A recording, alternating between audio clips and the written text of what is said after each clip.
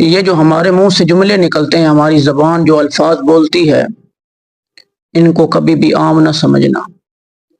یقین کریں یہ ہمارے جنت اور جہنم کا فیصلہ کر دیتے ہیں۔ ان کی وجہ سے ہمارا جنت اور جہنم کا فیصلہ ہو جاتا ہے۔ آپ اس زبان سے کسی کا دل نہ دکھائیں۔ آپ ایسا جملہ منہ سے کبھی بھی نہ نکالیں کہ کسی کا دل دکھ جائے۔ آپ کے ان الفاظ کی وجہ سے اس بیچارے کی راتوں کی نیند حرام ہو جائے، وہ بیچارہ ساری رات جاگتا ہوا اپنی سسکیوں میں تمہیں یاد کرتا پھرے۔ ایسے الفاظ کسی کے لیے مت بولیں۔ آپ کو پتہ ہے کہ نبی کریم صلی اللہ علیہ وآلہ وسلم نے ارشاد فرمایا کہ بعض اوقات بندے کے منہ سے ایسا جملہ نکلتا ہے کہ وہ جملہ اللہ کی ناراضگی کا سبب بن جاتا ہے، حالانکہ اس جملے کو بندہ عام سمجھ رہا ہوتا ہے۔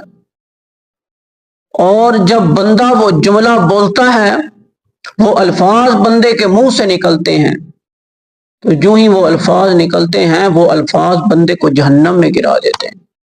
جہنم کی آگ بندے کا مقدر بن جاتی ہے۔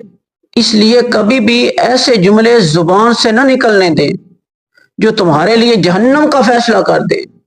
اور پھر دوسرا رخ بھی ہے، میرے آقا کریم نبی پاک صلی اللہ علیہ وآلہ وسلم نے ارشاد فرمایا کہ بعض اوقات ایسا بھی ہوتا ہے کہ انسان جملہ بولتا ہے اپنی زبان سے، بولتا انسان اپنی زبان سے کچھ نہ کچھ ایسا بول جاتا ہے، کوئی ایک جملہ، لیکن وہ جملہ بندے کے نزدیک تو معمولی سا ہوتا ہے، انسان اسے عام سمجھتا ہے، لیکن وہ جملہ اتنا اہم ہوتا ہے بندے کے لیے کہ بندہ ادھر وہ جملہ بولتا ہے، رب اس کے لیے جنت کا فیصلہ کر دیتا ہے۔ او بھائی، اپنی زبان کو کنٹرول میں رکھا کریں۔ یہ زبان ہی ہے جو ہمارے لیے جنت اور جہنم کا فیصلہ کرتی ہے۔ ہمیشہ ایسا عمل کریں جو اللہ تبارک و تعالیٰ کی رضا کا سبب بنے۔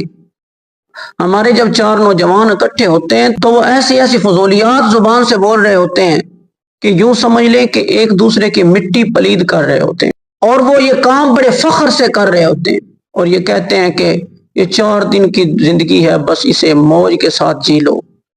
یہ جملہ جو بولا جاتا ہے یہ غلط ہے۔ انسان کی زندگی جب انسان کے بس میں نہیں ہے، انسان اپنی زندگی کے فیصلے کیوں خود کرتا ہے؟ اپنے فیصلے رب کی رضا پر چھوڑیں۔